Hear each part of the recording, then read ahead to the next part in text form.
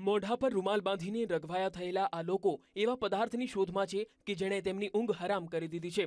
વાપીના ગાલા મસાલા વિસ્તારમાં કોઈ ભંગારવાળાએ પોતાના ગોડાઉનમાં એવું કેમિકલ લાવી રાખ્યું છે જેનાથી અહીં આસપાસમાં રહેતા લોકોને શ્વાસ લેવાનું પણ ભારે પડી ગયું। આ કેમિકલની વાસ એટલી ટિંચર હતી કે કેટલાકને તો ઉલટીઓ પણ થવા લાગી।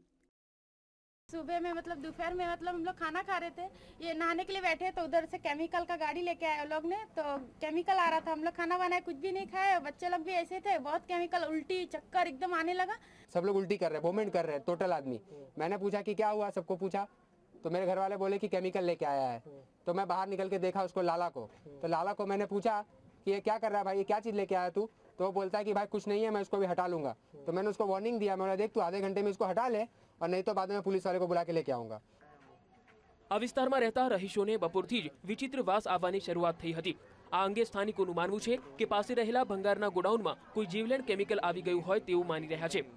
જો કે લોકોની ભાગદોડ મચતા જ આ ગોડાઉનનો માલિક ફરાર થઈ ગયો હતો। ઘટનાની જાણ થતાં જ ગુજરાત પોલ્યુશન કંટ્રોલ બોર્ડની ટીમ સ્થળ પર દોડી આવી હતી। તેમણે આ ગોડાઉનનો સર્વે કર્યા બાદ કેમિકલના નમૂના લઈ તેને લેબોરેટરીમાં ટેસ્ટિંગ માટે મોકલી દીધા છે। ફરિયાદ મળી એના અનુસંધાને અમે ગાલા મસાલામાં લગભગ અડધી એક કલાક પહેલાં આપની અને ફરિયાદ અનુસારે જે જગ્યા ઉપર ગયા એ જગ્યાની બાજુમાં રેસિડન્સ છે અને ત્યાં એક બેન છે, એમને વોમિટિંગની ફરિયાદ હતી। બાજુમાં ગયા અને ત્યારે રૂમ બંધ હતો। રૂમ ખોલ્યા પછી એમાં ખાલી બેરલ્સ જોવા મળ્યા છે, પણ એની પાછળના ભાગમાં ખુલ્લી જગ્યામાં 6 બેરલ જેવા રેસિડ્યુના, it was residue like material and it was just poured on the open floor.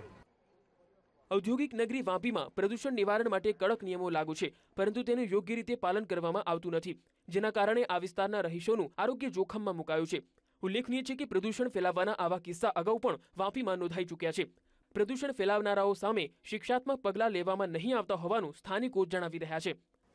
Manav Thakor, VTV, Vapi.